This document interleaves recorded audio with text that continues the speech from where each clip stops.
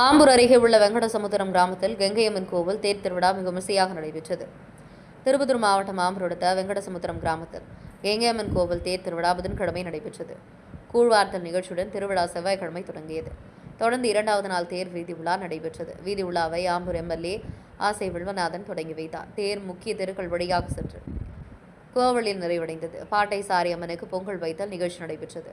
மூன்றாம் நாளான வியாழக்கிழமை ஊமை சாமுண்டியம்மனும் பொங்கலிடுதல், மாவிளக்கு ஊர்வலம், மஞ்சள் நீராட்டு விழா, இன்னிசை கச்சேரி ஆகிய நிகழ்ச்சிகளுக்கு ஏற்பாடு செய்யப்பட்டது.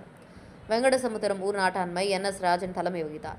பொருளாளர் எம். மணி, திமுக ஒன்றிய துணை செயலாளர் சங்கர், உதவி நாட்டாண்மை சி. கோவிந்தராஜ், செயலர் ஆர். ராஜு, துணை செயலர் சி. திருப்பதி, ஆம்பூர் டிஎஸ்பி குமார், அமராபாத் காவல் நிலைய ஆய்வாளர் ரேகாமதி, ஊராட்சி மன்ற தலைவர் காயத்ரி நவீன் மற்றும் வெங்கடசமுத்திரம் கிராம ஊர் பொதுமக்கள், வாலிபர் நண்பர்கள் உள்ளிட்டோர் அனைவரும் கலந்து கொண்டனர். ஆம்பூர் தவசி நியூஸ் ஒளிப்பதிவாளர் திருமலையுடன் திருப்பத்தூர் மாவட்ட செய்தியாளர் சி. ரமேஷ்.